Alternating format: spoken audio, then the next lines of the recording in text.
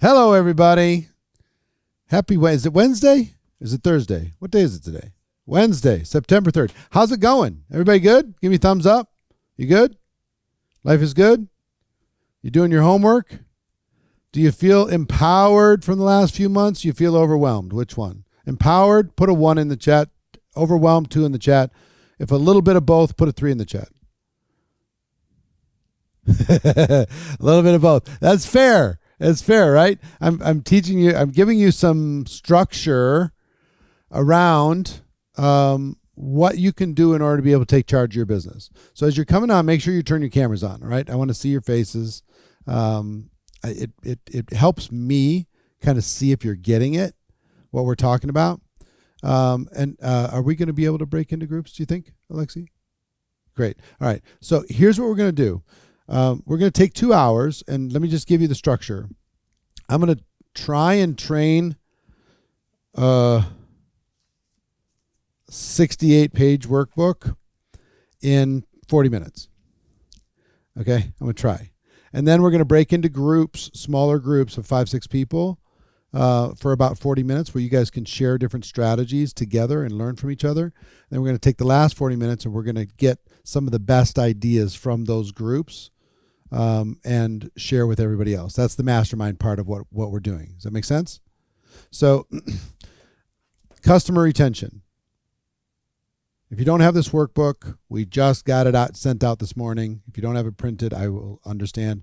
Will the recording be available? Always. You always get the recordings, my special friends. But being part of the mastermind as we do it will really matter.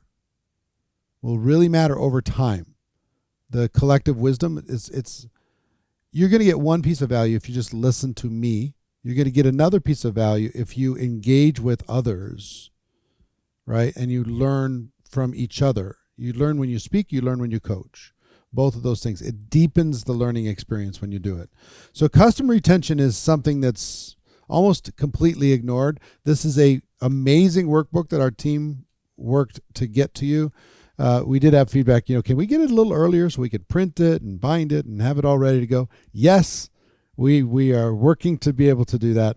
Our graphic designer was sick, so it kind of put us behind for this last one, so we got it out this morning. So if you don't have it printed, I would expect that to be normal. If you have received it, put a 1 in the chat if you've received it. You see it somewhere. You have it. Okay, so good. Good. All right, so let's talk about it. All right, customer retention. You go in and look at this. I won't go through what I talked about. Section 1 is on page 6. If you don't have it, go find it. Go look in your email. You don't have to find it right this second, but we're going to be sharing slides with you, which will let you get your hands on, and you'll have. I bind mine because I want to have them in a library. I put them in a 3-ring binder so I can see it on the spine, which is what topic, to be able to pull it off at a moment's notice. That's what I want this to be for you as a resource. Okay. So let's talk about retention, understanding it. There's a few measurements that it's going to be important for you to take a look at, and you probably haven't done up until now. Okay. One is, what are the number of customers that you have that you've brought into your business? Total number of customers. And you can measure this lifetime. You can measure this annual. You could measure this quarterly. You can decide how you want to measure this. But what you're trying to come up with is a few metrics that are going to be the value of your business. Like, for example, if somebody becomes a Costco member, they become a Costco member. Do you think Costco knows what the average lifetime value is of a customer? Do you think they know by level what the value, if they are a premium or whatever, they have a higher level? Do you think they know? Of course they know. They know to the penny. When somebody walks through that door and they get a membership, they know. Do you think Target knows what is the average lifetime value of a customer? 100%. Do you think they know what's the average order for the day? Of course. So I'm going to ask you to pay attention to a few simple things. And I'm just going to give you the big topics, and I want you to go through it as you go through it through this workbook and work on it yourself. Number one is number of customers. What is the total number of unique people you serve?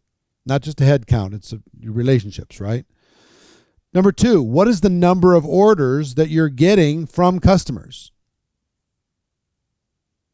So if you take total customers and then you take total number of orders from customers, let's say in a month, you're going to come up with a ratio. How many orders per customer are you getting per month? And here's a sad fact. It will not be at least one order per customer. If you had one order for every customer that you've ever signed every month of some size, you know how much bigger your check would be? It would just be spectacularly huge. But that's part of the problem. Maybe if it's a high ticket, maybe, but it's the same thing for services. If somebody's paying for a service, can you figure out how many people have started paying for a service? How many people are continuing to pay for that service? So you can have this apply to anything that you want it to do. You know, a lifetime value of a high ticket might be longer term when you take a look at. For a nutritional product or something, it might be weekly or monthly. See what I mean? So just use your common sense in figuring this out. Number of orders, number one. Number of customers, number one. Number of orders, number two. Number three, what is the average order value? What's the amount of the average order? Because we're going to talk about how can you increase the amount per order.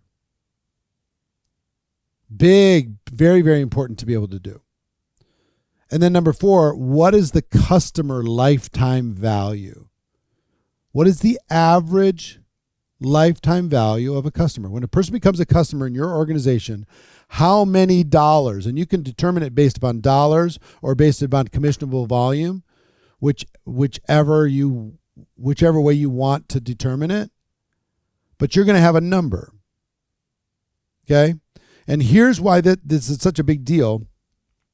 On average in network marketing, can you guess how many orders a customer makes on average industry-wide in their life if you averaged it?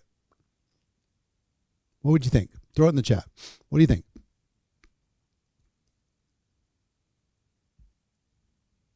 4, 1. It's 2.2. 2.2. Now, what I want you to understand, if you can take it from 2.2 to 2.3, you're going to get a 5-10% increase in your check. You could take it from 2.2 to 3 or 4. 4 orders. Let's say you figure out a way for an average customer in your group to place 4 orders. You'll smash. You'll be going twice as fast as anybody in the whole company. And can you do that? We're going to give you strategies on how to do that today. Okay? Bunch of different strategies. I want you to get excited about retention as much as you're excited about new growth. So if this is filled with water, right? If I put a pinhole, just a pinhole, you can't even see it with the naked eye. Will there be water in this by the end of the day? There will not. In order to be able to keep water in this, in other words, keep your check where it is, you got to be pouring as much into the top as is leaking out the bottom. And some of you wish you had a pinhole. Some of you have a hole as big on the bottom as you do on the top. So you're gushing water in, saying, why is my check not growing up? Because you're not keeping them. We're notoriously bad at paying attention to somebody who's already signed up as a customer. We're just bad at it. We just want to go get the next one, where there's so much value in keeping one. So those are the 4 things that I want you to pay attention to. So if you calculate the customer your key customer metrics, you're going to have, you count the unique customers who've placed an order in a set time period, like the last 90 days or so, with number of customers. So if you have 15 different people placed in at least one order this month, your number of customers is 15, or let's say the last 90 days, your number is 15. The total number of how many total orders were placed by any customer, then you're going to, let's say 15 customers placed 25 total orders. You got 25. Now you have to take your total sales divided by the total number of orders. Let's say it's $2,500 and your number of orders is 25. Your average order value is $100 per order. And then the average order value, the lifetime, let's say you can increase, the average orders per customer is 6 and your average retention time is 2 years. Your customer lifetime value would be 100 times 6 times 2 is $1,200 per customer. That's their lifetime value. See what I'm saying? You figure this out on your own, but I'm just giving you some examples. So on page 9, there's a retention snapshot where you can fill in the total number of customers, total number of orders, average order value, and customer lifetime value. Okay? I just want you to get a snapshot, just a general snapshot. It might not be helpful for those of you who've been around for 10 years to take 10 years worth of data, but it might be helpful to take 6 months, or it might be helpful to take a year, or even 90 days, and just find out where you're at right now so you can draw a line in the sand and see, how can I improve from here? Okay? Put a 1 in the chat if this is making sense so far. This is only customers or brand partners. This is only customers. Next month, we're going to talk about distributor retention. Okay? This is customer retention. And if the lines are blurred in your company, and the lines are blurred with some companies, you don't really know, you have a general idea, a general vibe of who's actually just a customer and who has an intention of building a business. If it's not categorized specifically, try and come up with an approximation. The more differentiated they are, the easier it's going to be for your business and the healthier it's going to be for your business. So here's why customer retention is important. It gets overlooked because everybody talks about finding a customer. It new feels exciting, feels like progress. But if you're not keeping the people you already have, you're building on sand. Retention doesn't get the spotlight because it's not flashy, but it's the foundation of a stable business. It's easier to keep a customer than find a new one. Much easier to keep a customer. And what is our job as leaders? You hear me say this over and over and over in this lab. What is our job? To get people to do more than they were going to do. That's true for customers. We need to lead our customers. Get them to do a little bit more than they were going to do. I'm going to give you a whole bunch of strategies on how you can get them to do a little bit more than they were going to do without you. You are the secret sauce. Okay? Experts say it costs 5 to 7 times more in energy to acquire a new customer than to keep the one you already have. 5 to 7 times the effort, the energy, the human capital than just keeping one that you've already got. Here's a third reason. When you lose a customer, you don't just lose them. You lose the people they know. So if that person hears about it and they talk to their friend that was a customer, yeah, I tried that 3 years ago and I stopped doing it. You actually poison their little sphere of influence. Especially if they had a bad relationship. They bought the product, they never used it. Or they didn't use it properly because you didn't give them instructions. And now when somebody asks them, you say, yeah, I use it, still sitting there. Which plants a seed of doubt in that circle of influence's mind. This is particularly true in the opportunity. I'd rather you not have somebody join your business if you're not going to support them to stay in your business than to have them join and leave and then tell all their friends and family that it didn't work. You see how damaging it can be if somebody starts and stops? Very damaging. So how can we improve that? And then the power of profit power of retention. For companies specifically, A 5% increase in customer retention can lead to a 25% to 30% increase in company profits and a similar increase in your commission check. 5%.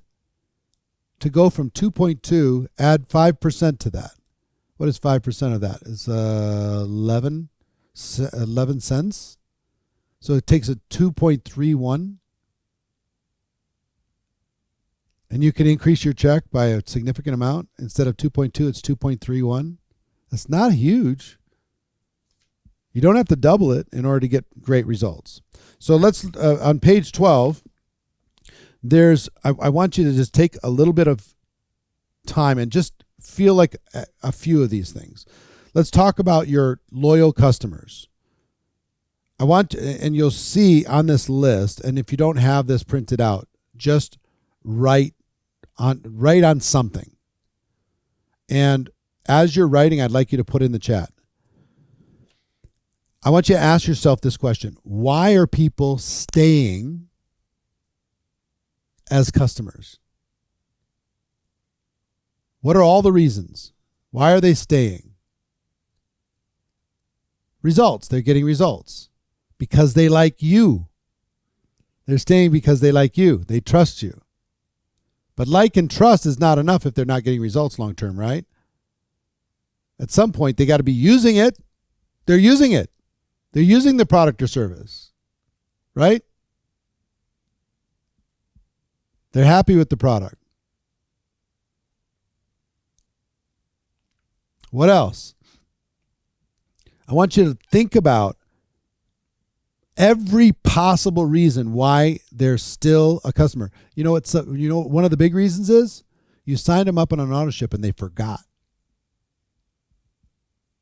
They forgot that it's on their credit card and it just keeps showing up until they get a big stack of it and they're like, whoa, whoa, whoa, whoa, whoa. Why are these people community, value, positive? Sometimes it's because of an auto ship. Sometimes it's because of results. Sometimes they get an emotional attachment to the product, becomes part of their identity. But I want you to make a list. Sometimes it's because they're making referrals, so they're getting discounts or some benefit for making referrals to other people that might apply. I want you to think of everything that you can think of as a reason why they're still a customer. And really pay attention and like write these things down so you have a list of things that this is why they stay. Exclusivity, we're the only company who sells it. Great. Pricing, education, great customer service. Fantastic. What is your list? Because if you don't know why people stay, you can't lean on the things that work. When people think about this, most of the time they're just crossing their fingers, hoping for the best. There's a ton of people I order monthly from because they're a family member that's in this business. And I just like, okay, I'm going to order just because I'm supporting them. I just support them because they're my friend. You know, if it's my mom and my mom says, will you sign up and be my customer? Oh, well, I'm signing up for my mom. Even if I throw the product away, I'm signing up for my mom. And I'm never canceling. So it doesn't matter. You know what I mean? If it matters for her, it's enough for me. So next page, page 13, I want you to think about it. And you might need to actually do some research here. Why? Make a list. Why did people leave as a customer? Why did they stop ordering? They never started using the products, or they never used the service. And so they stopped. They didn't see results, or most of the time, it's not because they didn't see results. It's because they didn't use the product or service in order to be able to get to the results. So the results didn't happen because use didn't happen. Almost all of you, the travel quote wasn't competitive enough. So if Leanne, if it's a travel quote and they went and compared it to something else, that's probably one of your biggest challenges you got to deal with, right? Somebody goes and looks up booking.com or hotels.com or something, and they're, well, I got a lower price over there, so you have to figure out a way to communicate to them that it's not in all cases, but it's still going to be a net positive for you to be part of that service. Right? Or the product stacked up a little bit. They got 3 months worth. They got 4 months worth. And they're like, I need to go through this before I get any more because I'm never going to catch up. Right? So what are all the things? Lack of education, lack of knowledge, lack of use, lack of connection to you. You weren't their friend. You weren't their coach in the process. You weren't encouraging them. You weren't supporting them in order to be able to get the results that they were looking for. You weren't that mentor, that added bonus. So it's all these different things. I want you to pay attention. Why did they lose interest? Did they not know how to get the best results? Did they not use the products? Did they get distracted? Were there external factors, budget, timing, personal reasons that got them off track? Because once you understand why they're not reordering, then you can figure out how to fix those issues. That's your hole in the bucket. You got to figure out what the hole is. Because once you're aware of the hole, can you address it? How hard is it to get a 5% increase in retention if you're aware of the hole? Most of you don't know how many orders you're getting on average. Because companies are notorious for saying things like, we have 2-year retention. And they neglect to say that they purge out everybody that didn't order, and they only count the people who are staying on. So they massage the numbers when it comes to retention. It ain't no 2 years. I don't care who you're with. It's not. Unless you're Netflix or Apple App Store or something. Everything's tied to a credit card that makes your phone work. You're just not going to have that. Sorry, you're not. Or Amazon Prime to get your free shipping or something crazy like that. And they still have a hole in the bucket. They got to keep pushing that. Why do you think they have Prime Day? Why do you think they have Black Friday? Why do you think they have all this stuff to get people to come back around? Why? Because they're aware. So come up with all the reasons why people have left you. And this might sound weird to do, but call some people that used to order and don't order anymore and ask them. I see you were ordering and you stopped. Why? It's almost always because they didn't use it. Almost always because they didn't use it and the product stacked up. They just didn't start consuming it, so they couldn't get any emotional attachment. They couldn't get results, or they got, one person made a comment, or they checked that hotel bill or that travel cost, and they found it wasn't as competitive as what they were promised, and they went, oh, so I don't need this. Why am I paying this? So if you understand that that's the thing, then now you can have a conversation with them to be able to have them see the bigger picture. It's not about that one hotel room. It's about the bigger picture when it comes to your travel, as an example. Okay? So, section 3, customer retention success formula.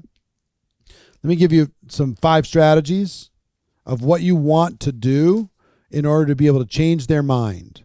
1 is to use the products or services recommended.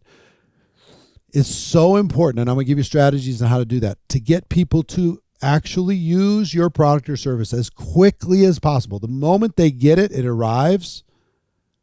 And if you can get them to open it and try something, to get them started on it, the faster you do that, the quicker, the better the chance that you have of getting them engaged. Use it consistently, not just use it one time. Can you help them figure out a way that they use it every day? How do you incorporate it into their lives? It's simple things like, where is the product? If it's in the kitchen, where can you put it that they have to step over it in order to be able to get to something else? They have to like see it. If it's in their bathroom, you put it in a closet, you're done. It's got to be on the sink right next to your toothbrush.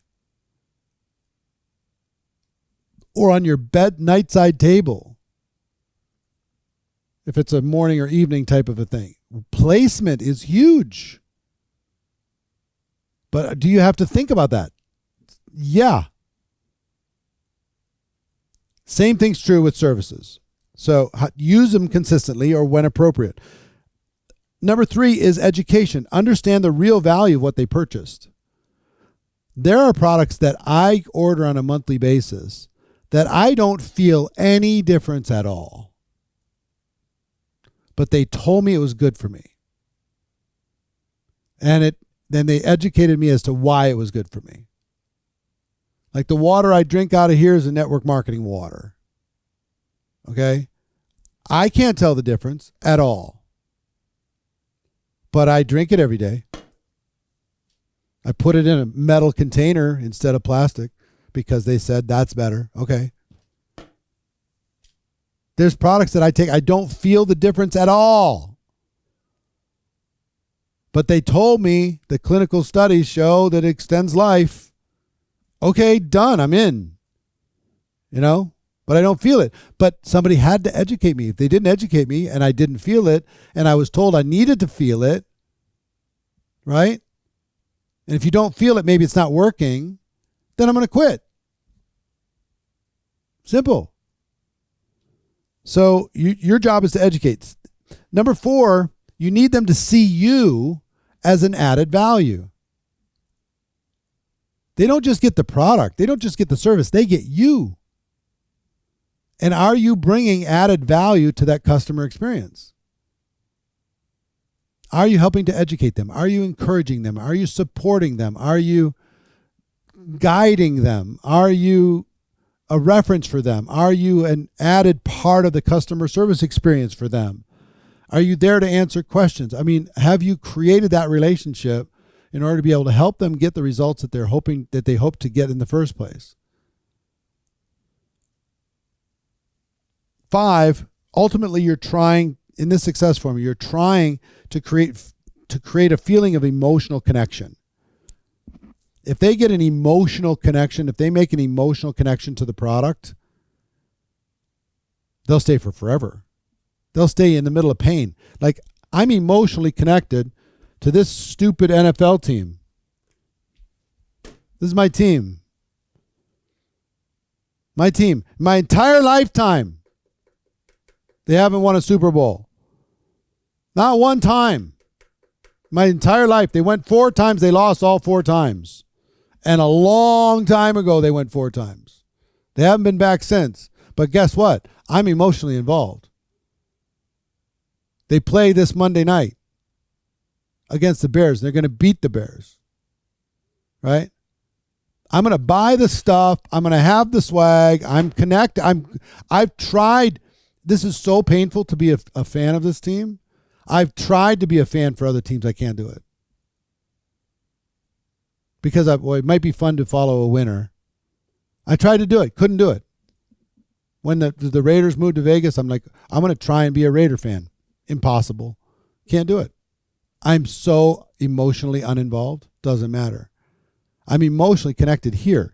Can you get them emotionally connected to you and the products? By them feeling like they're taking charge of their lives, them changing some habits, them feeling smarter because they're involved, feeling healthier, feeling wiser in some capacity. Create an emotional connection to the products. Really critically important. Feel an emotional connection. So I want you to think about onboarding next. I'm going to give you a bunch of strategies. I'm going to go quickly, okay? Because these are things I want you to consider. And when you see in the workbook, it just says onboarding customers, and then it has wide open space. and this workbook is going to give you work to do, but I promise you this is valuable and important work. Onboarding customers. Write out your step-by-step process to onboard a new customer. Customer signs up today. What do you do that's going to increase their chances of using the product or service quickly?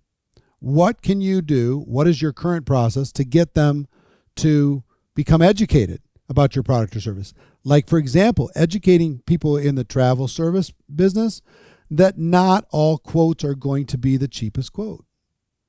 If you educate people on that, if that's a leak in your bucket, will that help? Of course.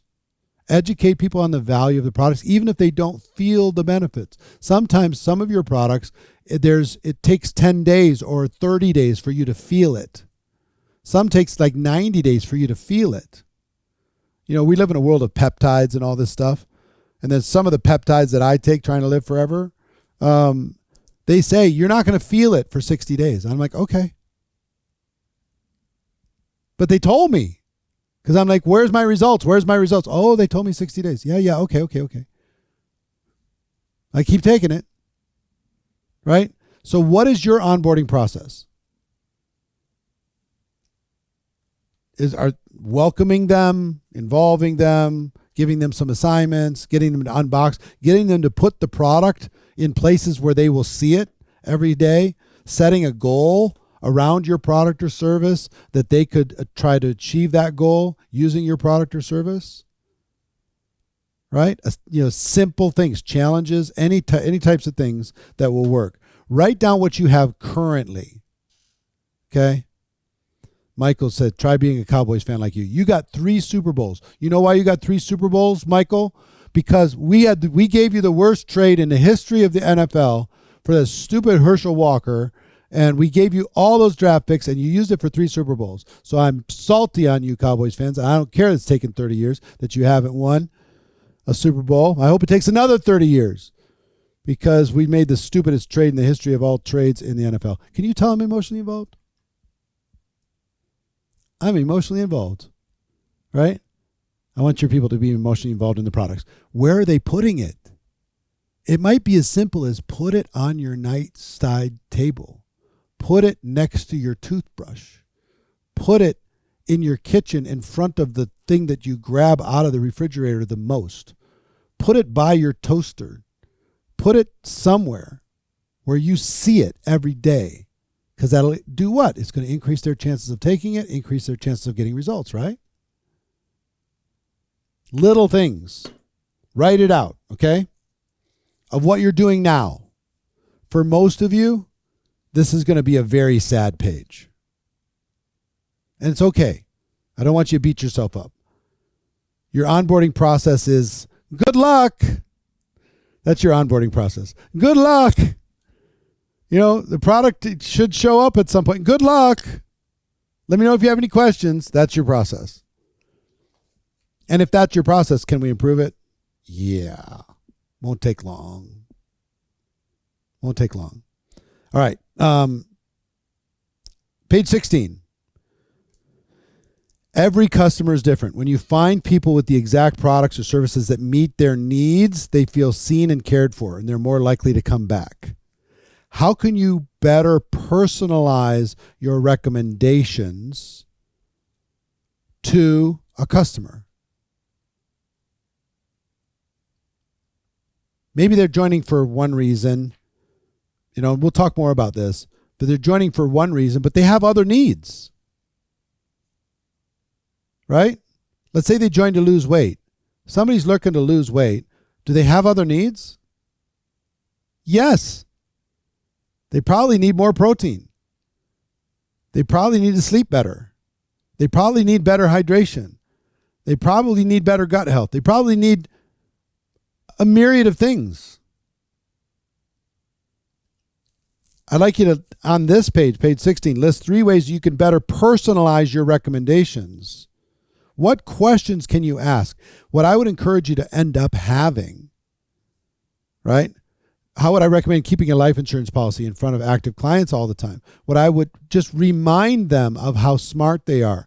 Remind them that they have their peace of mind. Remind them that they're taking care of their families. Remind them that they're one of the rare people that are being proactive with their estate versus leaving their family high and dry and their whole estate in probate for months and all kinds of drama in the family because they're taking care of not only their will, but they're taking care of people that they're leaving behind, and they're not leaving them with burdens. Right? So it's an education process with higher end tickets. Let them know how smart they are. But Michael, what could you do? How many other people in your customer's family have a similar need and are not taking care of it when it comes to insurance? Is there a benefit for a customer, an insurance customer, to know that their family is also taken care of, not just them? And they become a satisfied customer? Of course. So just think about this critically in every direction. But what I would love you to do is to have a little checklist of the solutions your products provide for people in broad categories. Let's say in your health and wellness, okay? You're in health and wellness, and they join for weight loss. Do you feel like you get the right hydration? Let me explain what that means. Yes or no? Check. How's your sleep on a scale of 1 to 10? 10 being amazing, 1 being you struggle with getting good quality sleep. It's a 3. Okay, that's something. Check. How valuable would it be if we can help you take that 3 to an 8 or a 9 when it comes to your sleep? That'd be valuable for you? Check. Here's a product you could try in addition to the product you already bought that would help you with that. Do you need energy? Do you feel like you need energy in the middle of the afternoon or at some time during the day? Yeah, I do. What do you do for that energy? Well, I drink a Monster drink or a Red Bull. If there was a healthy alternative to that, would you be willing to try it? Yes? Okay, check. What and when it comes to, let's say travel, if it's travel, fine. Do you ever book hotels? Yes or no? Check. Do you ever book flights? Yes or no? Check. Do you plan a trip in advance? Yes or no? Check. Would you like to have a special experience on those trips or just a standard experience? Yes or no? Check. Do you want to maximize, all the benefits of, this or this or this? Check. Okay. You can expand their brain as far as what they're doing. Does it make sense? So think about this now. If you have this little checklist that every person, as soon as they sign a customer, they go through this checklist, which can be part education. And if you do this checklist right, you should create a mental list of products that's so long that they can't afford it. Right? They signed up for $80 and you just go check, check, check, check, check, check, check, check, check. And now it's 800 that they'd love to have. They've already agreed to have. Now they got to edit it down. They're not going to edit down to 80. If you can build a mental checklist of 800 that's going to be very valuable for their life, they're not going back to the original 80. Chances are excellent you're going to get them to, well, try it. Try this for sleep. Try this for energy. And now you turned your 80 into 150. And they edited it down. All you did was raise the awareness and made the list. So it's not enough for you to remember this. You need to memorialize it. You need to write it down. You need to create a checklist so people, you give it to some person when they sign up a customer. Hey, can I ask you a few questions? Do you have a need for this? Do you have a need for that? Do you have a need for this? Do you have a need for that? Check, check, check, check, check. Guess what? We have a solution. We have a solution. We have a solution. We have a solution. How much? $50. How much? $80. How much? $100. How much? $70. Try it. Try it. Try it. Give it a try. And if that checklist was gone through with every single customer, in the last 12 months, you probably didn't have it. In the next 12 months, if you had it, what's going to be the difference in your overall average lifetime value of a customer from that one little checklist? Can we increase 5%? you can probably increase 5% asking one question to a customer. You could probably increase 5% for each of the questions that you put on one piece of paper. Valuable, simple and valuable. Next is sharing product success stories. Now you want to make sure you stay compliant with this, but work within your company's policies and procedures that you're not over claiming. You're not making medical claims. You're not making consumer claims. You're not making promises. But are there stories you can tell that are anecdotal that will help people feel smart and confident? Is there a story of the week that you can send out to all customers of people who are using the same exact product or service as you're using that you just send to them? What will that do for a person's ability to reorder when they're seeing all these other people having success? They're like, well, shoot, I should take this product more often. Like, look at this story. Check out this story. This is amazing. Unbelievable.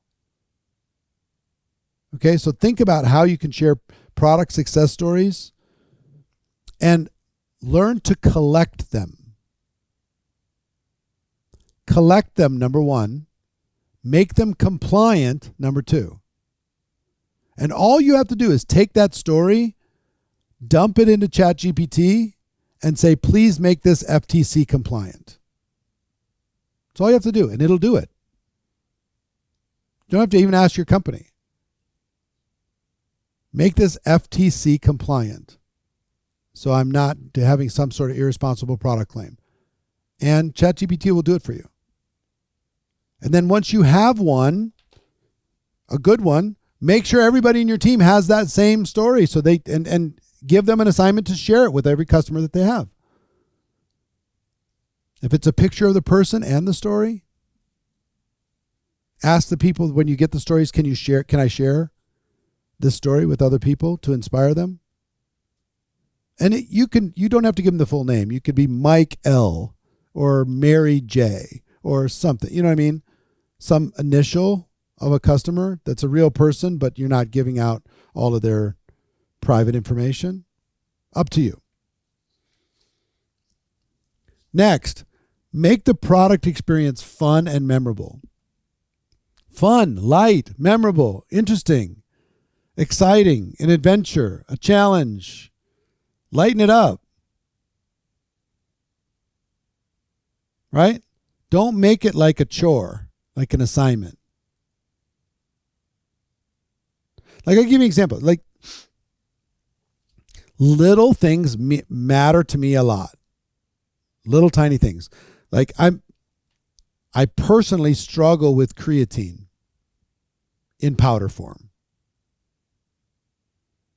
Because just always remembering and making the shake, and sometimes I don't make a shake, or sometimes I do, and sometimes I'm eating different types of protein, sometimes I'm doing different stuff. And the powder stuff, I got bags of powder, I got containers of powder, and I finally found gummies. And for me, gummies are so much of a better experience for creatine, so much better. I haven't missed a day of gummies since I got creatine in gummy form. Not one day. I make sure I taste it because they're tasty and it's easy. But if it's powder, nope. I'm super inconsistent. I'm maybe 1 out of 4 days if it's powder. I just forget, and it's in the cupboard and all this stuff. But the gummies, nailed it. Nailed it. So that made it more fun for me, for something I know I should be doing. And I've also educated myself that I'm underdoing it when it comes to creatine. I need to get 10 milligrams is what the super experts are telling me. Milligrams or grams, I don't know what it is. 10, whatever the number is 10. Everybody says 5, but those are for amateurs. I'm doing it. I'm doing 10. Because I need all the help I can get. So as simple as it sounds, that made it fun for me. And if you ask people, are you inconsistent on the supplements you know you should be taking? Try this one. It'll help you be more consistent, and just lighten it up. I just went on a trip. I was out of town over the weekend. I had my little baggie, my little Ziploc baggie with my gummies. Put it in my toiletry bag, right where I have to go past my toothpaste in order to see it. I didn't miss a day. I'm in, right? So anything you can do that makes it fun. Okay, anything. Make it fun and memorable. List some ideas you could do to make it fun. Because if you make it fun, you can make it memorable. You can make it memorable. You get an emotional attachment. It can make it better. So we're at page 19. Oh my gosh, we got to go. Staying appropriately in touch is another strategy. Staying appropriately in touch with your customers. Now, if you contact your customer every day, how you doing? How you doing? How you doing? How you doing? Hey, welcome. Good morning. You welcome every day because they're your customer. That's going to get weird really, really fast. But every once in a while, just say, hey, just wanted to check in on you. How you doing? Can I help you in some way? Stay appropriately in touch. People are disconnected more now than ever. Stay appropriately in touch. Be a support system for them. Be an encourager. I used to consider myself, when I worked in the field, a professional encourager. Be an encourager of your customers. Just be that, help them achieve whatever goals that they want to achieve. If they're in travel, help them start this process of planning a family vacation 9 months from now. And give them little tips and strategies and ideas and concepts and locations they can look at and find out, where they've gone before, what might be fun or unique. See what I mean? Find a way to appropriately stay in touch. Because if you stay in touch, are they likely to stay around longer? Yeah. Are they likely to reorder again? Yeah. So what's your communication plan, and what is the frequency that is the baseline that you'd like to create?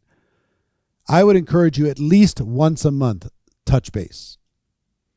Build it into your system where everybody touches base once a month with a customer. Tell them a story. Share an article. Share some clinical study, or share some science around your product, or share some success story, or anything. Or encourage them to use it, or move where it is in the house, anything. But once a month would be a baseline. Next is creating product challenges. You can create challenges for your customers that make it fun by saying, we're doing a challenge for our customers. Everybody who uses the product every single day for 10 straight days is going to be in this particular group, and we're going to have drawings every day for the people who do it every day.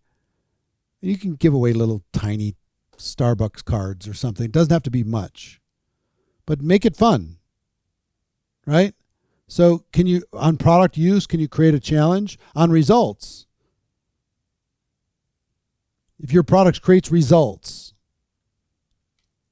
could you come up with a challenge where they could compete and who gets the best results? Who saved the most money on their travel? Who lost the most weight? Who had the best sleep score? Anything. You pick it. So think about, or referrals. You can have a challenge for whoever introduces you to other people that could benefit from the products. You can have a little challenge around that too. Implement customer recognition or loyalty programs. How can you reward somebody who orders, if right now it's 2.2, how can you reward somebody emotionally even that orders the third time? What can you do to get that third order? And then the fourth. Think about this. What if you had a star program? Okay? Just inside your team. I'm giving you a lot of ideas, so just write them down and absorb this later. A person orders one time, they are a 1-star VIP customer. They orders twice, they're 2 stars. 3 times, they're 3 stars. 4 times, they're 4 stars. And you recognize them as a 5-star, 6-star, 7-star, 8-star, 10-star, 12-star. They're part of our elite 12-star customer program. All they're getting is stars. A little bit of recognition. Congratulations, you are now a 12-star customer. You are one of our very, very special something, something, something. Send them a certificate. Costs you nothing. They can print it out on their side. I'm a 12-star customer of this company. They call themselves a big shot. If you did something as simple as that, what if you sent a tiny little trophy, like this big, to somebody who's made 12 orders with your company? Or they're part of the 10 order club. And the 20 order club is just a little bit bigger. And the 30 order club is a little bit bigger than that. And the 40 order club is like way up here. And the 50 order club is like up here. And the 100 order club is as tall as they are. And you can do this or not do it. I'm just saying, pay attention. All of these ideas. Would any one of these ideas increase your retention?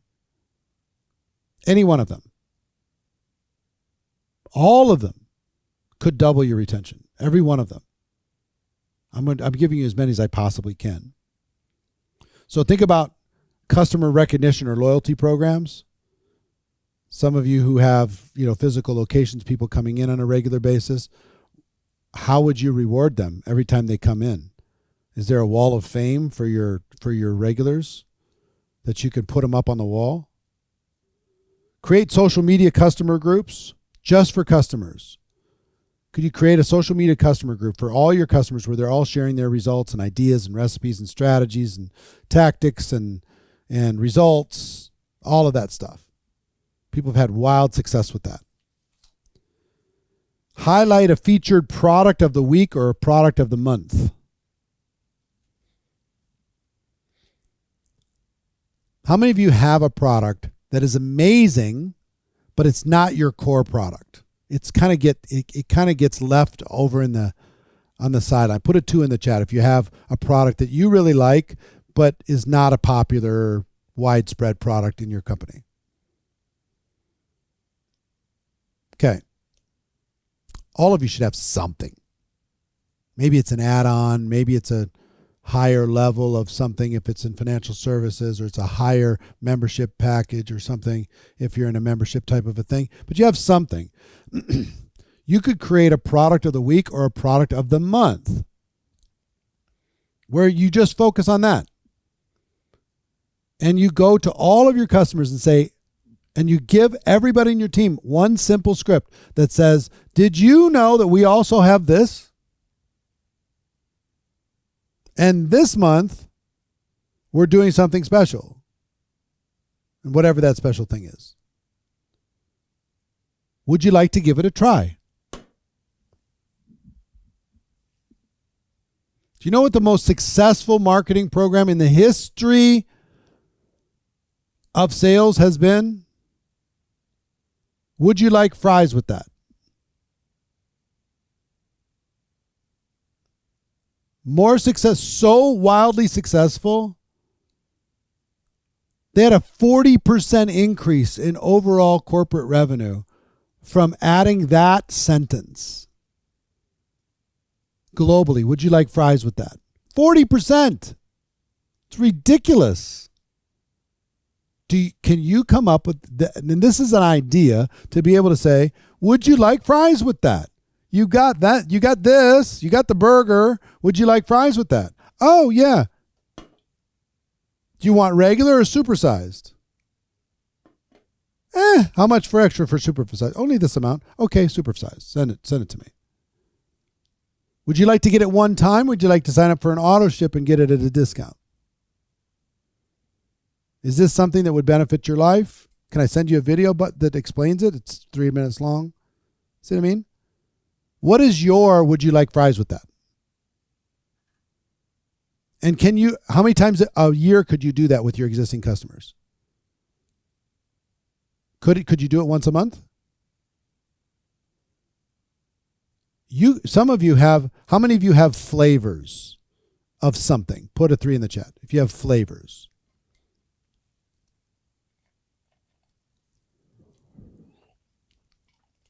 What if you just did the flavor of the month? Do you like this particular flavor? Because this month we're doing this and this and this. And anybody who gets this product, we're going to send you 27 recipes on how you can use it in order to be able to get X number of X result. For free. We can send that to you for free. Right? So you have your point of the spear product, but most of you are not adding fries to it. What will that do to the average lifetime value of a customer? If that becomes part of your system, you do that on a monthly basis over the course of the next 12 months. What happens? Some people are like, yeah, send it over to me. Right? I'm not asking for sleep products. I know most of you have them, and I take most of them. I'm like a mental case when it comes to sleep. But if I'm a customer of somebody else and they say, hey, by the way, do you struggle with sleep? I'm like, yeah. Would you want to try our sleep product? Tell me about it. Well, it does this and this and this and this. How much? $60, 30-day supply. You want to try it? Yeah, why not? You want me to Venmo you the money? You want to just send me a link or something? Make it easy on me. Yeah, shoot it over. Let me try it. How many people do you think struggle with sleep nowadays? Pretty big number. Okay, so featured product of the week or the month. What tools do you have that would support retention? And if you don't have them, what tools can you create that would support retention? Tools meaning reports, packaged clinical studies, articles, awards, videos, websites, tutorials, recorded messages, anything that would support retention. So if there's a message that needs to be sent and you don't trust your team, and it's fair not to trust your team to get that message to your customers, what if you created a 3-minute video? You did a 3-minute video that you put up on YouTube, and you gave everybody in your team this link, and you gave them an assignment to go to every customer that they had and get them to watch this video. And the video itself asks them to try this particular new thing, or gives them a strategy or education or idea or something. What can you create or use? Make a list of the tools you could use that are available. And if they're not available, what could you create? Don't wait for the company to create it. Just create it.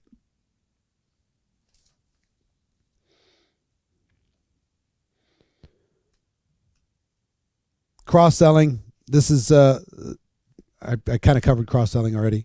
Would you like fries with that?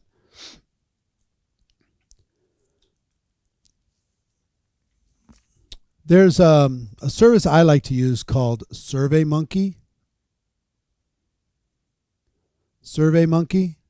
It's just a polling. It's like a survey tool that you can create. You can go set up an account and you can create a little survey.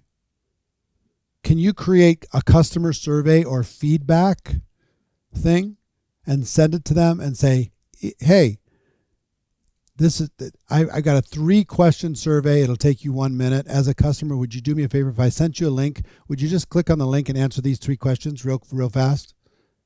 It would help me provide a better value to you. How valuable would that be for people to feel heard, for you to get the data, and for you to be able to close the gap? How valuable would that be to do 3-4 times a year? Not hard to do. Give somebody a reward for doing it. Everybody that does it, we're going to put them into a pool and we're going to send out a $25 Starbucks gift card. We're going to just do a drawing. All you got to do is answer 3 questions. And it'll really help us help you. Would that increase your retention. Another strategy, it's a sticker strategy. Have I talked to you guys about the sticker strategy? Did I already? Really? Yes or no? Well, throw the sticker slide up. This is just a transfer, and it takes a different, once you build trust, you can use this strategy. What if you put your name and your contact information on a sticker? You can go get these stickers at any Office Supply or Amazon or anywhere you want. And you put that sticker on every product in your customer's home that could be replaced by a product that you sell the next time they run out. See what I'm saying with this? So let's say they have you have a shampoo. They've got shampoo. Take me to every bottle of shampoo, and I want to put that sticker on every single bottle of shampoo. And contact me the next time you run out. Don't go buy again. Next time you're going to buy anyway, buy from here. I want you to try it. See what I mean? How many things could you sticker in somebody's house with what it is that you have in a product or service that would cause them to see visibly that they could take the same dollars they were already spending, spend it with you inside of this company and get a valuable product instead of just rebuying from Target or Walmart or Costco or Amazon or wherever it is that they're buying? Give yours a shot. This is not new dollars that they're thinking about spending. It's the same dollars. They're just spending it in a different place with a higher quality experience. So sticker up the house. Play with that. Big company that I'm aware of increased global sales. This is $1 billion company. Increased global sales by over $1 billion with the sticker strategy. $1 billion. Global sales. All they did was sticker up all these people's houses. They had more success, in fairness, with distributors than they did with customers. But if you build a relationship with your customers, you can do this with them. If you live locally, you can, hey, I've got a fun idea. Let me come over. And just when you run out, you don't need to worry about what you're going to order. Just contact me and I'll help you. Okay? So, now, what I want you to do, not necessarily today, but I want you to think about what are your retention strategies. I want you to create your own retention strategies. So I created a whole section of this workbook for you to come up with a strategy name. I gave you just some starter ideas, but you could come up with what's worked for you in the past. What's working for you now? What could you strengthen? What could you emphasize? What could you empower? What could you train? What could you document? What could you do with tools in order to be able to make it happen? What's a strategy? And if use the ones that I suggested as a starting point, but you might have a strategy. It might be around education. Like with services, for example, you've got two challenges. People use the service, it doesn't live up to their expectation, right? So they cancel.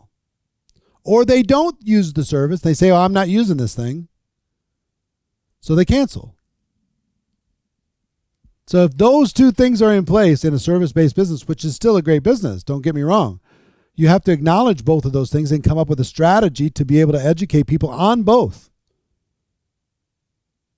How to get them to use it and how to set the expectation around its use. And still let them know that they're smart for having it.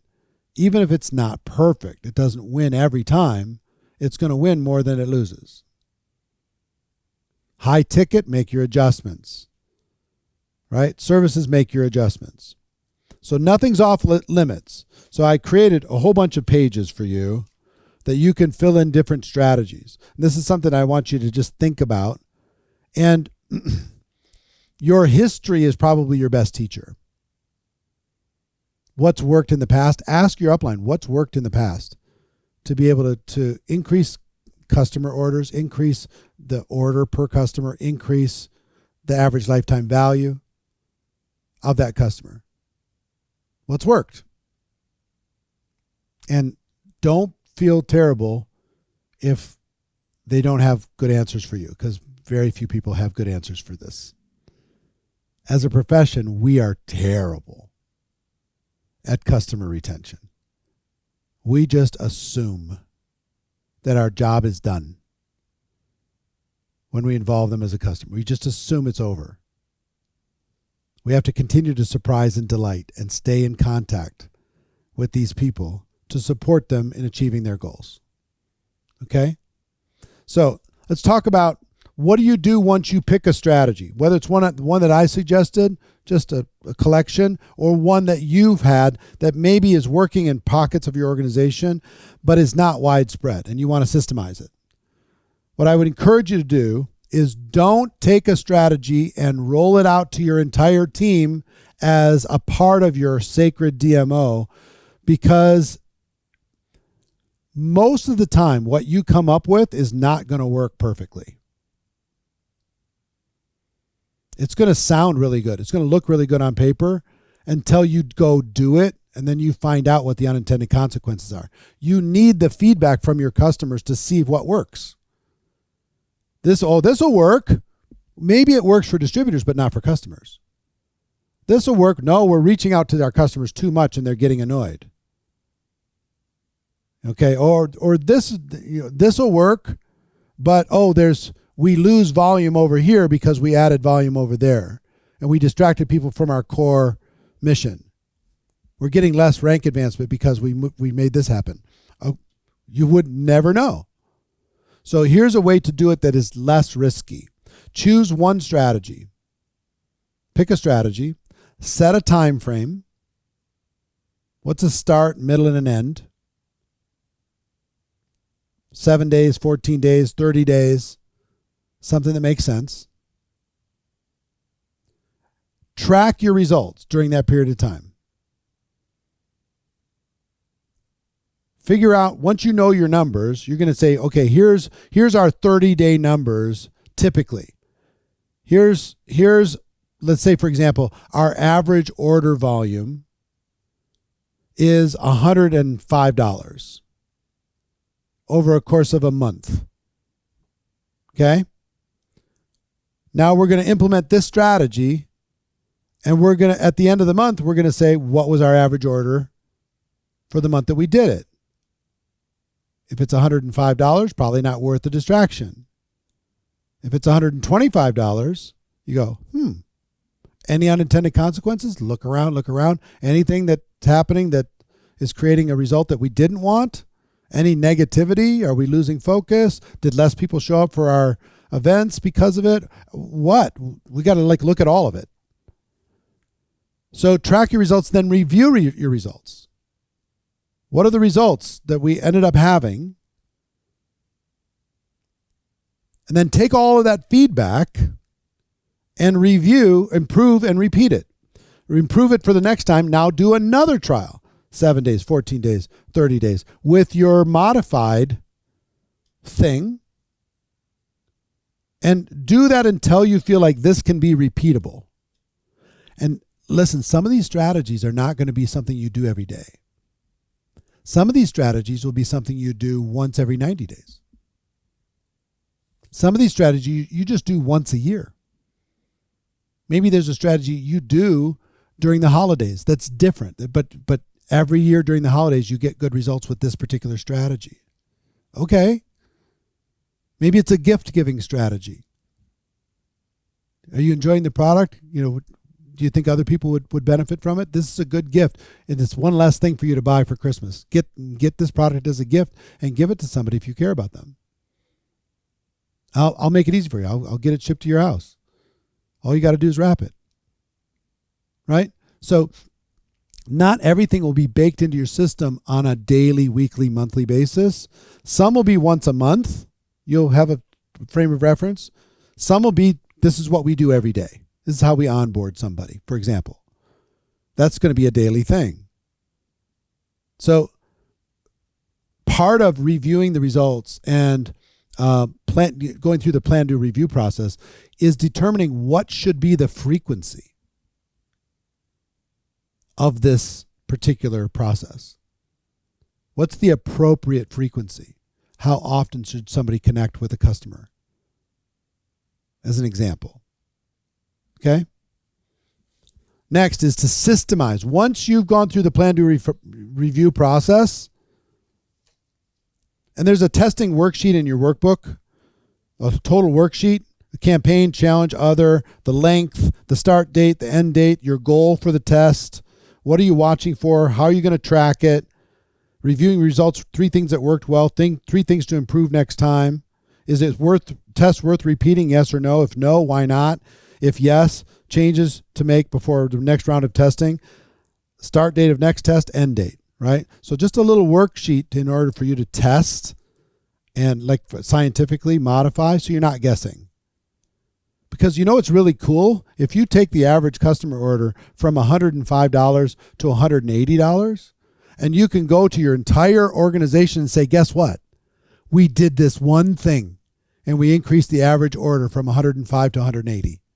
Would you like to know what it is? We're going to do a special Zoom, and we're going to train you on this, and we're going to have a campaign to do it for the month of September. You in or you out. It's easy, and it's fun, and it's light, and it's going to increase your check. You can show them with evidence, not just a story, not just a thing you heard in a training, evidence. So once you figure this out, you want to systemize. The best systems are simple, repeatable, duplicatable, skill-proof, and fear-proof. And a pro tip, if it takes more than a page to explain, it's probably too complicated. You should try to force yourself to get whatever strategy onto one piece of paper. Because the more complicated it is, the harder it is to duplicate. And there's a whole worksheet that you'll see on building a system worksheet in this workbook. Lots of worksheets in this workbook to help you, guide you through this process. Defining the purpose of the system steps, what steps you need to do, what are the tools and resources to be able to use or create, the duplication test, the skill proof and fear proof test, the communication plan, and the commitment. So that's systemizing. And then finally, we get to promoting systems within your team. And I'm not going to go deep into this promotion stuff because we'll go deeper on this in a lab of itself, how to promote something. I gave you 20 different toolbox items in order to be able to promote more effectively, how to cause people to buy into the system. These are some of the steps that you're going to need to take in order to get a person to engage with that system, really systemize it. Okay? So once you have something, you've tested it, you've got some evidence. Now, how do you bake it into your culture? How do you bake it in? And in the workbook, I break down all of these 20 things one by one. I give you just a brief summary of each one. Okay? So this is a lot of stuff, right? I thought I was going to be able to get it in 40 minutes. That was delusional. To be able to try and get this in 40 minutes. But then there's a whole toolbox worksheet on how you can be able to fill out how you're going to communicate, how you're going to do individual promotion versus group promotion, all these different things. And then in the back of the workbook, there's just a space for ideas, notes, and next steps. Here's what I want this workbook to be for you. This is a manual to increase the quality of your business. This will increase the quality of your business. And you can literally take one tiny thing at a time. I've given you 100 ideas probably in the last hour. But if you take one at a time, test it, you're going to find inside of here, there's 3 things, maybe, that you can do in the next 12 months that will get the biggest return.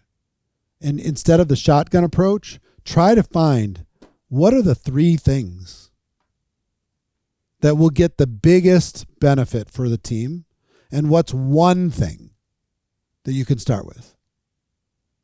What's one thing? Just try and narrow it down to 3, and then pick one. And maybe get together with your leaders to be able to say, okay, what do you guys think?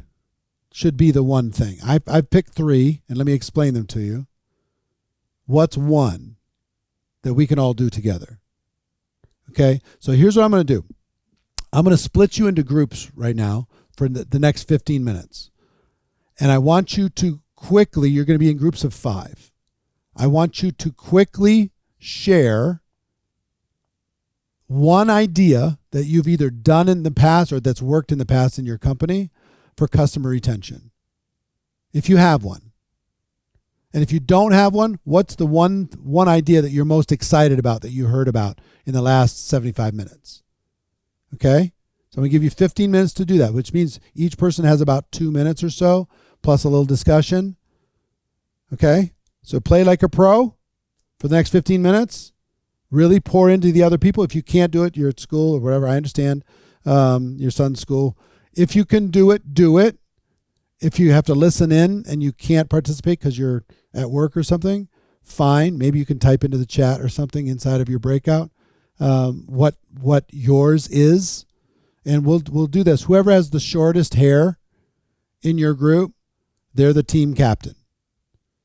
Okay, and they're the ones that make sure people stay on time.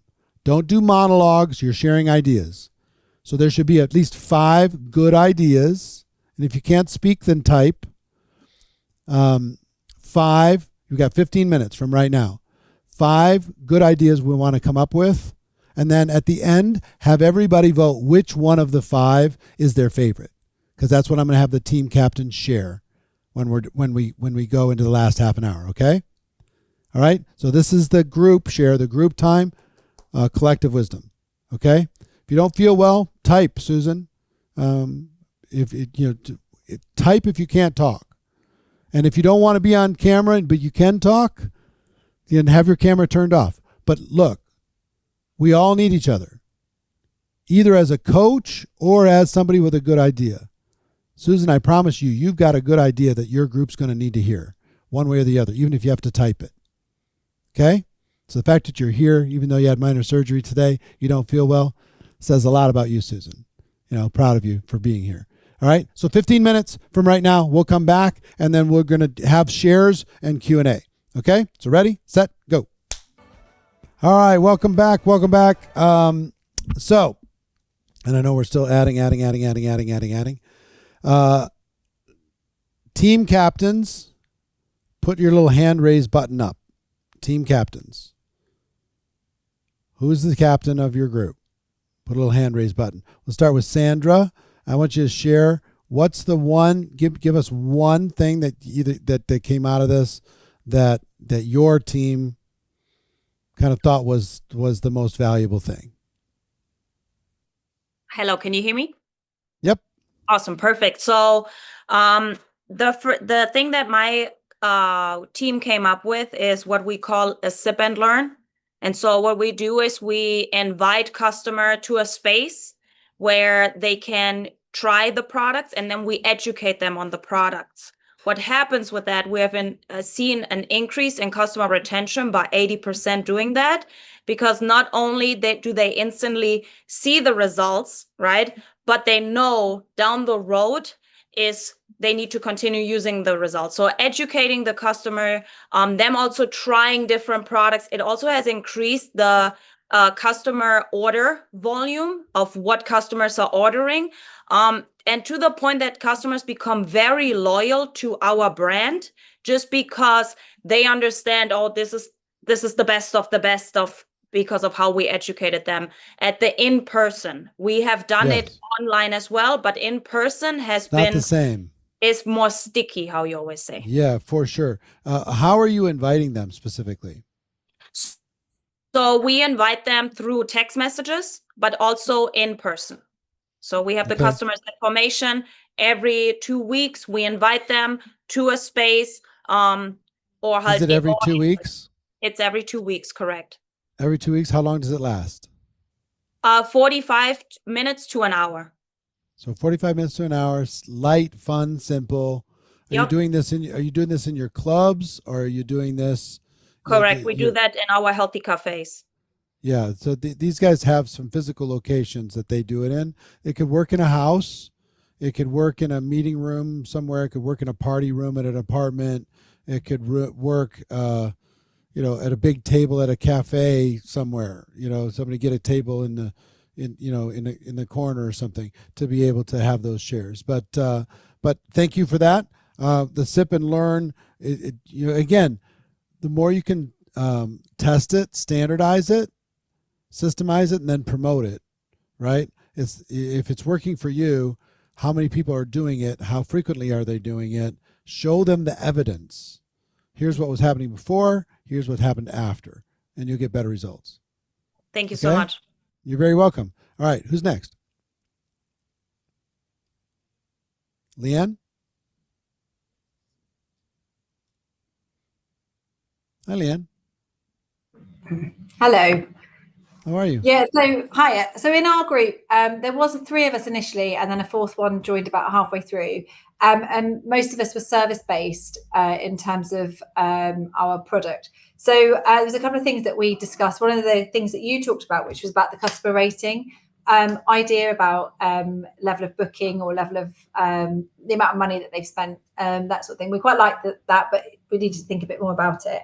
Nancy was saying something she sends out a Christmas card to all of her customers every year with a Starbucks voucher in it, which is just for a coffee. And she usually writes something like, have a hug in a mug from me, or, which is really cute. And we all quite like that. And she said sometimes she does some Valentine's bits or maybe birthday bits and things like that. So that they always know that you're thinking of them. So that personal touch. So we all like that. And the other thing that we thought we were talking about, so again, in relation to booking, so for 2 of us, it was travel. In terms of booking a holiday, it's got a certain bracket. So the more expensive the holiday, the more money you've got available to spend. So for me, I've booked things like lounges or like a fast track or something like that, which is compliments, so we do things like that, and that gives them that little bit more of a special feeling. And then people that haven't spent as much, I've done things like bought them a bottle of wine for the hotel room, so that's there when they arrive with a little card. Nice. These sort of things. Yeah. So that's the sort of thing we were talking about in terms of just letting. How can you add the personal touch to it, like you're a concierge kind of? Yeah. So going direct to the hotel or whoever it is that would. Yeah. And what you want to make sure is these systems. I'm assuming you're a reasonable leader within your organization. That these systems can duplicate, can everybody do it? And if it's not a bottle of wine, maybe it's a card. Yeah, just a card. It's just a card that just says, hey, I hope you enjoy it. That doesn't cost something. So there might be tiers to it, Yeah, maybe that's what we were saying. Card. Yeah, having that tier system. Yeah. Yeah, and if they're a lower level customer, maybe it's a $5 Starbucks card, Yeah. A higher level cover, maybe it's a gift basket for people who are an amazing customer, or they're 12 consecutive months or something.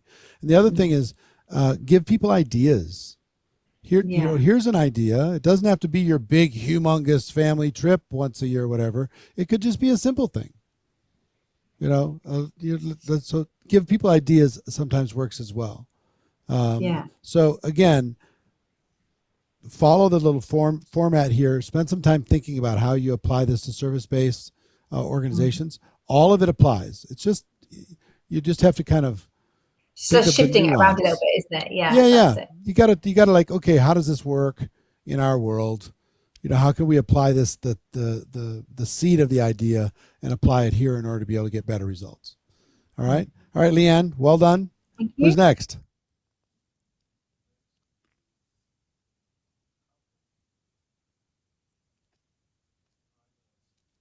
Anya and Stefan, or Stephen. Hello. Hi, how are you? Stefan. Hello, Eric. How are you? I'm great. Yeah, we had a great group, Eric. We had a very great group. And I hope I can repeat what Stephanie came up with in our group. And Stephanie had a very cool idea about ad tag message, ATM. So you basically make a Facebook group and people can share their testimonials in there. Your customers can share testimonials in there. And you can tag someone who can benefit from the testimonial from your customer. And you can even make a kind of a little, a giveaway for everyone who makes a testimonial in that week. For example, you can make or even giveaway. a drawing of the people who do. Yeah. Yeah. And every time you see a testimonial that would be beneficial for one of your customers, you can just add them or text them and say, hey, have you seen that? Take a look at that. Yeah. Here's someone that has a really good benefit from that product, and maybe it's something. The one thing I will tell you, this does definitely works. What I would, if you're wondering what is add tag message, how exactly do I do it? You can go on YouTube and just put in add tag message network marketing, and you'll see a bunch of different videos and tutorials of people who have done it successfully, and you can learn exactly how they do it step by step. So you don't need to get bogged into that, down with that today. Add tag message, add a person, tag them, message them, connect them to that group, and create part of a customer community basically. And it's a lot of social proof. And those who really do it well, they just get tons and tons and tons of social proof in there. It works really, really well. Okay. Well done. Thank you for sharing that. Let's go to who's next. You're welcome.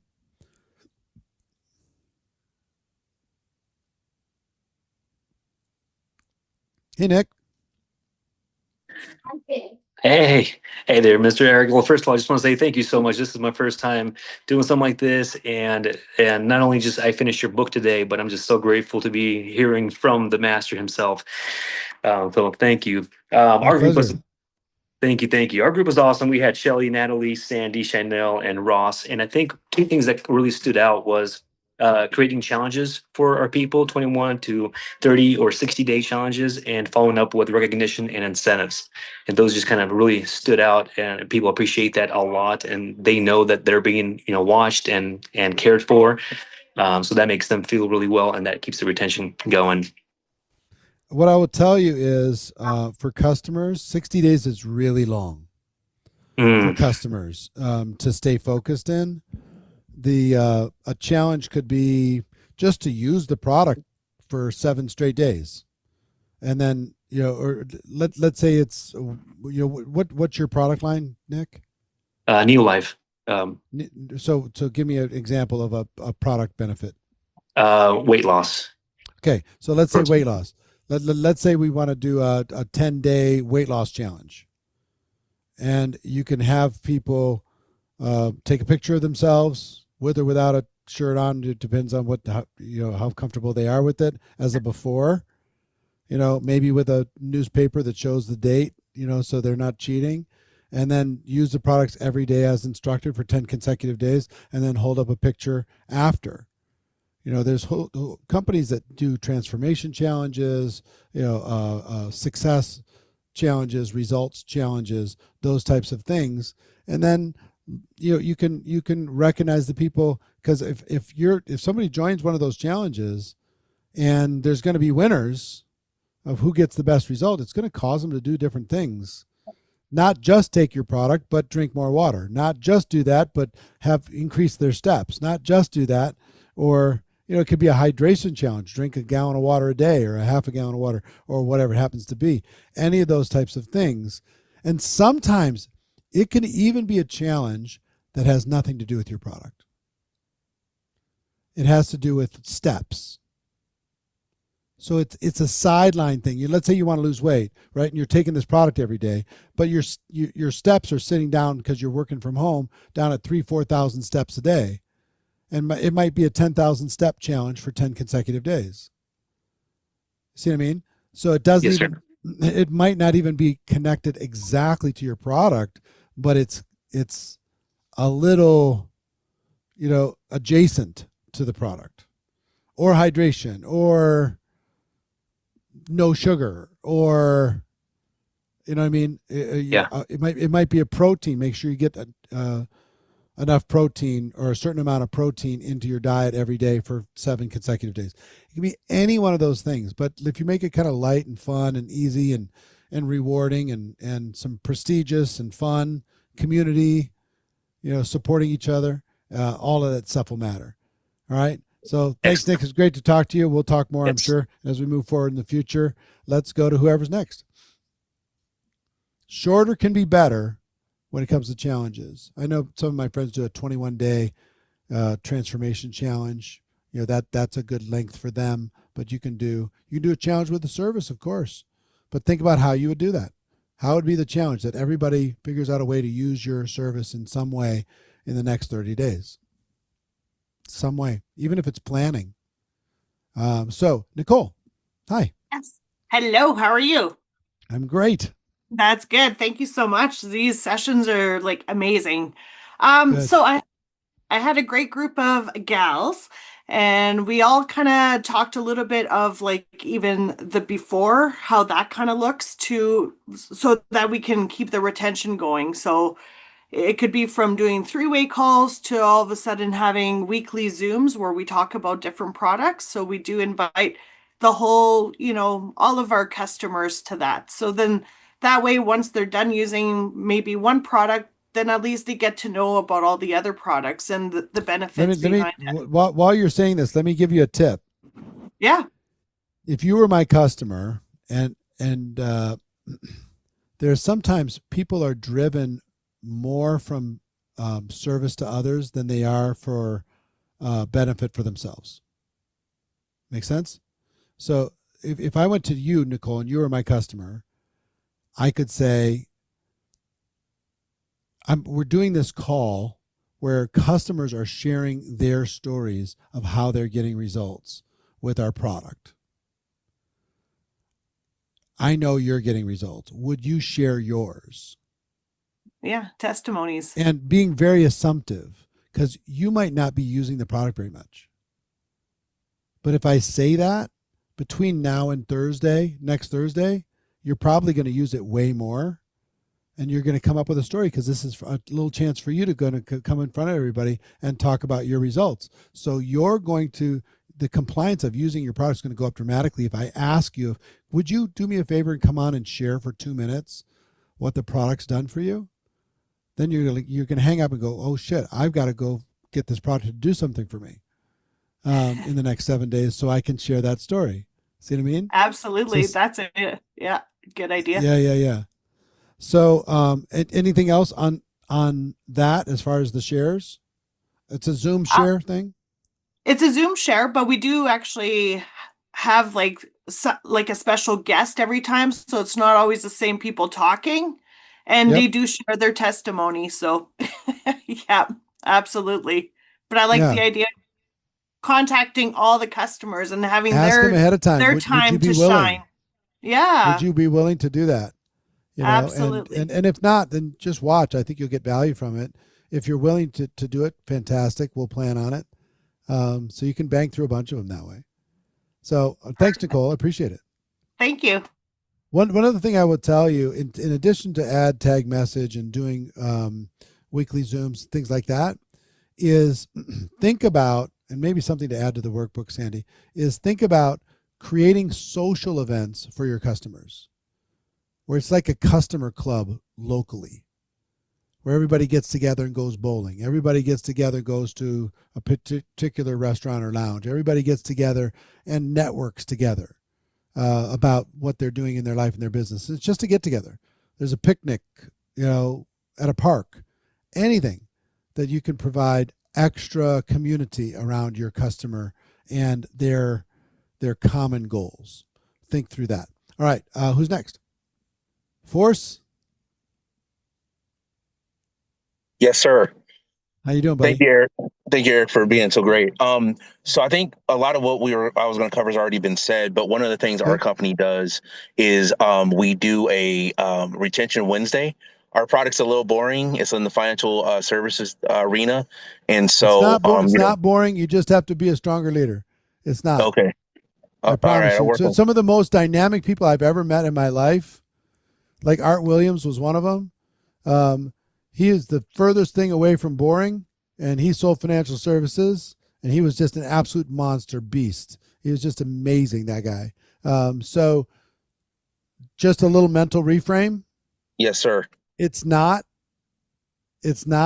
If you change your energy around it, it won't be. Okay.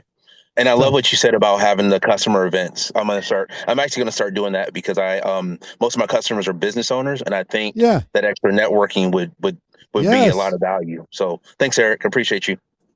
All right. No problem. And I will say the other thing too is some of you are going to want your company to do something. Don't wait for your company. Don't wait for your company. The company will usually follow you more than you follow the company. Don't wait for them to create a tool. Don't wait for them to roll out a program. Don't wait for them to create some sort of system. You do it. So don't wait. All right. Who's next? Robert. Oh, hello, Eric. Thank you for a word. It's the How are first you? time that I'm doing this, so I'm very nervous. Thank you. Hello. Don't be nervous. Don't be nervous. We're family here. Thank you. So we had a great group also, and I think we decided Christine and Paul have a great system. So they are talking about that they have like 20 to 30 new customers per week per month, and they are doing the nutrition clubs. So the people are going there for a daily basis, and they have daily consumptions and things like this. And then they have like different kind of chats for those clients, so they can measure the results and stuff like this. So hold on. So they have chat groups with customers. Yeah. Also, yeah. Okay. So like with those, you heard about the ad tag message. That's primarily a Facebook strategy. But you can also have a customer chat where people are sharing ideas, recipes, strategies. They get better results if they take it in the evening, or they take it in the morning, or they take it twice a day. It gets a different result. And encourage people to share, what's your favorite flavor, what's your favorite this, what's your favorite that. But you get a group chat that's really popping and kind of moving. Sometimes the group chat can get more engagement and more velocity than like an ad tag message group can get. Even though it's less permanent, it's kind of moving and moving all the time. It's people are more likely to look at it more frequently, sometimes in a chat. So sorry to interrupt. Okay, no problem. Thank you very much.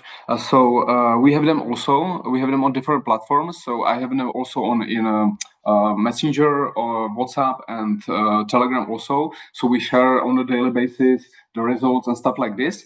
So and then we are having events. We have like daily clients, a day of clients every month. So we're socializing them, like you said, to do bowling and stuff like this. So we have these ones. And also, I like your idea with check out the 6 month, because I'm in the business for 23 years and I love it. So check those 6 and 12 measurement of the orders of lifetime customers, and then check how many they order, what kind of product they like, and then do the project of the product of the month, so we can increase it. And also the sticker thing, I like it also, so I can look around to what kind of product the customers are using, and then what can order from me, and then also systemizing it. So put it to my organization, and then increase the volume and the people around it and all the organization and stuff like this. And what we have a similar in our group was that every each of one of us, we have events around those people, around our clients and organizations. So they have more value from it. They are getting education about our products and results, and they put more those things into their identity. So they have better results, and they are for lifetime clients. Yep. And the distributors also. Love it. So a lot of ideas. One challenge I want to give you is narrow it down to 3 and then pick one.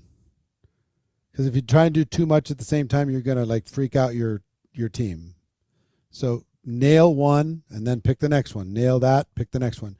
And my Herbalife friends have these nutrition clubs that are like physical locations around the world, which is kind of a unique thing. But whether it's a nutrition club, a physical location, or it's done virtually, think of the idea of creating a customer of the week. A customer of the week. And have you ever seen like employee of the month up inside of like restaurants or whatever? The employee I saw that of movie the month. I saw that movie in a television. I think there was a customer of month. Yes. But I know what you think. It's a great idea. Yeah. So Mhm. think if you had the customer of the week with a picture and their story up on the wall, and you had a whole wall filled with customer of the week, 52 a year. And every year for that week, it changes. You know, the November, third week of November from last year, when we come up to it again this year, that person comes off and another person becomes that customer of the week, unless it's the same person. So customer of the week over and over and over. If your name is, if you're up on that wall, you're going to promote that place because you're on the wall. Like I took my dad for his 70th birthday and my two brothers, we went to Ireland and Scotland to go golfing.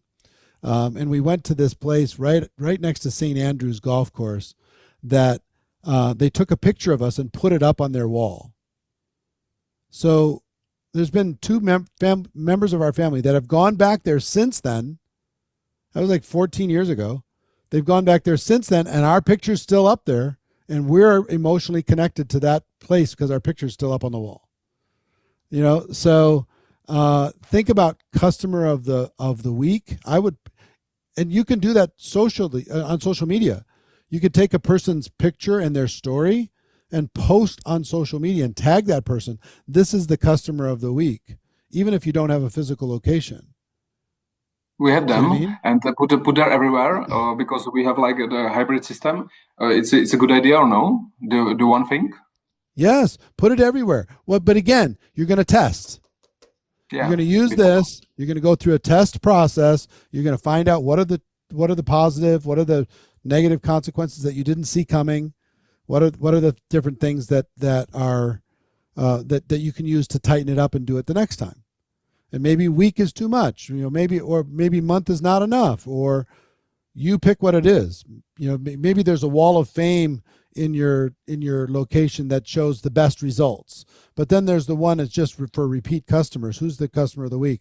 Who's the longest term customer? You know, all these different types of things. You put them up on the wall, become part of they become part of the place. And here's another tip I would give you in your nutrition club. You have all these recipes, right? The different flavors of shakes and teas and whatever.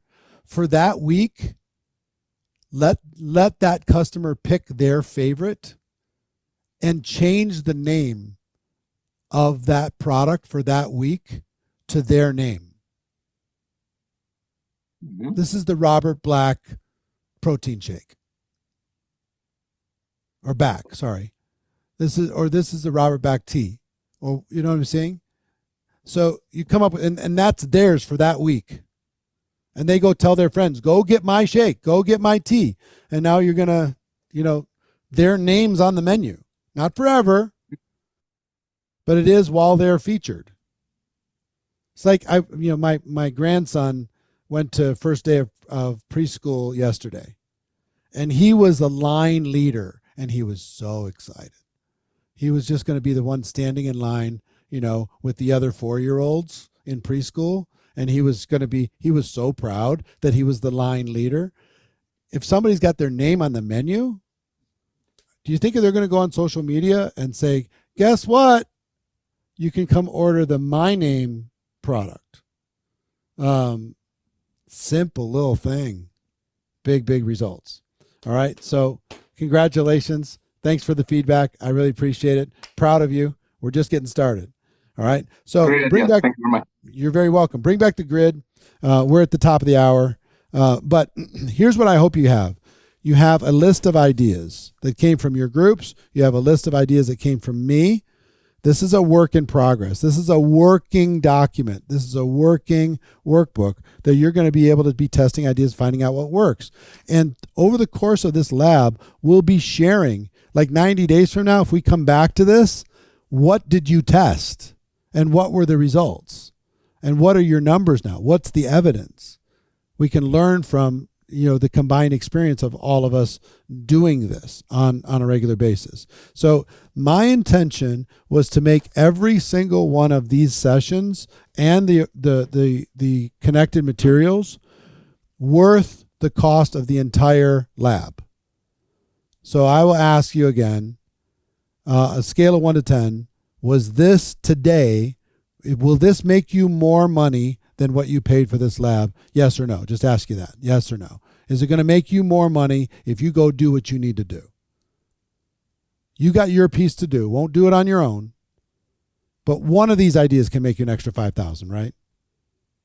2 of them can make another 5,000. 3 of them can make 20,000. 4 or 5 of them can make an extra 6 figures. Really? And no kidding. Just applied to here's the thing. Just understand this. You already have customer flow. Next month, we're going to talk about distributors, getting them to stay around longer and be more productive. But you already have customer flow. They're already flowing through your business. You're just not catching as much as you should be catching. You're not maximizing their experience as much as you could be maximizing them. Okay? So you have your work to do.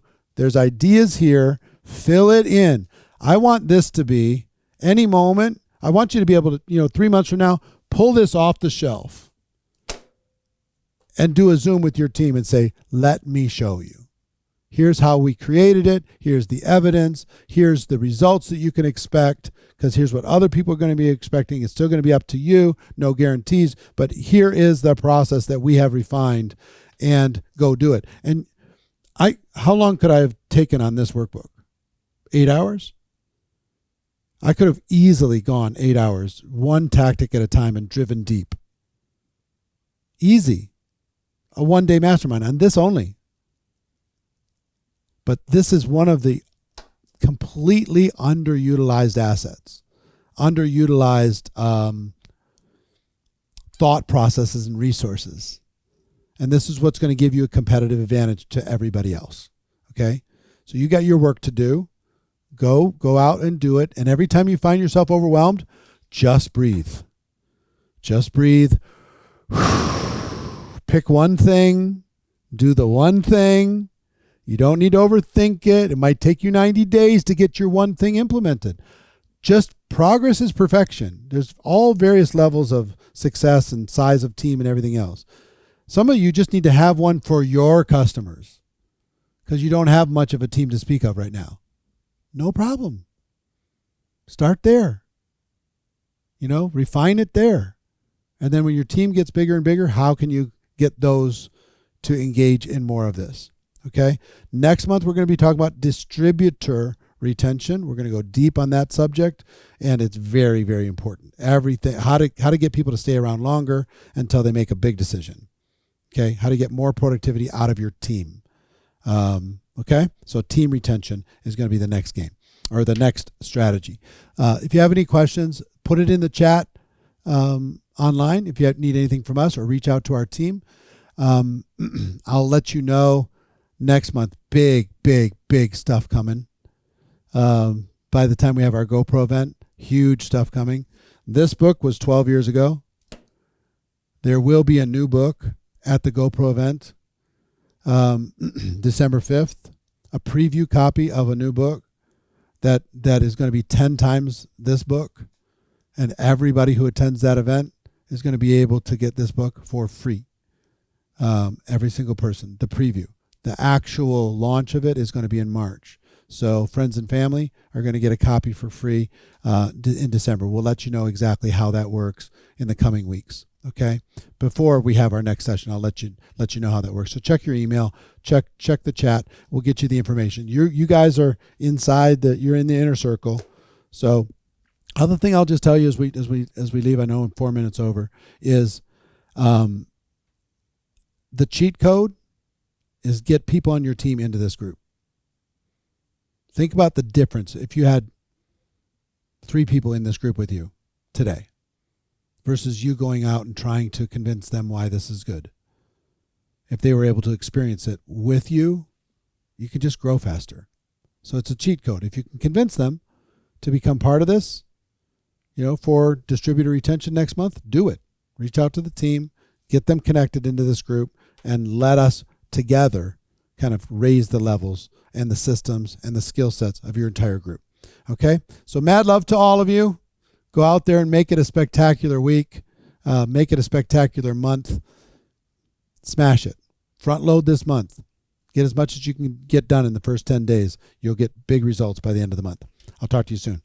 See ya.